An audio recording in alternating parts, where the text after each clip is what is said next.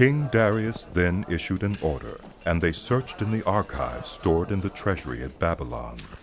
A scroll was found in the citadel of Ecbatana in the province of Media, and this was written on it. Memorandum. In the first year of King Cyrus, the king issued a decree concerning the temple of God at Jerusalem, that the temple be rebuilt as a place to present sacrifices, and let its foundations be laid. It is to be 60 cubits high and 60 cubits wide, with 3 courses of large stones and 1 of timbers. The costs are to be paid by the royal treasury. Also, the gold and silver articles of the house of God, which Nebuchadnezzar took from the temple in Jerusalem and brought to Babylon, are to be returned to their places in the temple in Jerusalem. They are to be deposited in the house of God.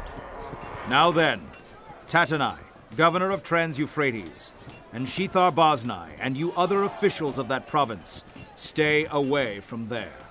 Do not interfere with the work of this temple of God. Let the governor of the Jews and the Jewish elders rebuild this house of God on its site. Moreover, I hereby decree what you are to do for these elders of the Jews in the construction of this house of God. Their expenses are to be fully paid out of the royal treasury from the revenues of Trans-Euphrates, so that the work will not stop.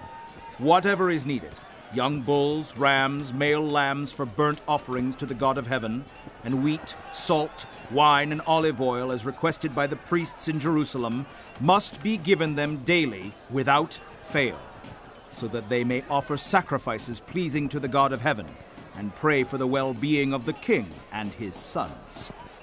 Furthermore, I decree that if anyone defies this edict, a beam is to be pulled from their house, and they are to be impaled on it. And for this crime, their house is to be made a pile of rubble. May God, who has caused his name to dwell there, overthrow any king or people who lifts a hand to change this decree or to destroy this temple in Jerusalem. I, Darius, have decreed it. Let it be carried out with diligence. Then, because of the decree King Darius had sent, Tattenai, governor of Trans-Euphrates, and Shethar-Boznai, and their associates, carried it out with diligence. So the elders of the Jews continued to build and prosper under the preaching of Haggai the prophet and Zechariah, a descendant of Iddo. They finished building the temple according to the command of the God of Israel and the decrees of Cyrus, Darius, and Artaxerxes, kings of Persia.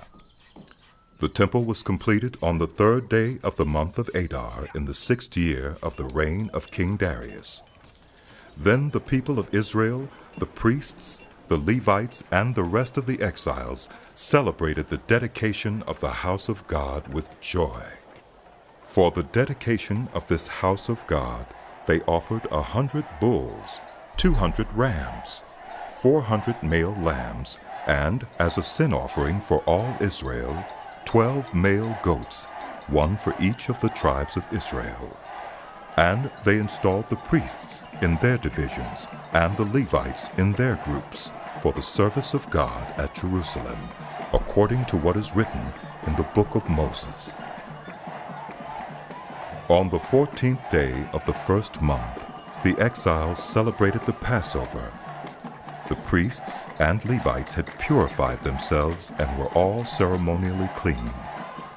The Levites slaughtered the Passover lamb for all the exiles, for their relatives the priests, and for themselves. So the Israelites who had returned from the exile ate it, together with all who had separated themselves from the unclean practices of their Gentile neighbors, in order to seek the Lord, the God of Israel. For 7 days they celebrated with joy the festival of unleavened bread, because the Lord had filled them with joy by changing the attitude of the king of Assyria, so that he assisted them in the work on the house of God, the God of Israel.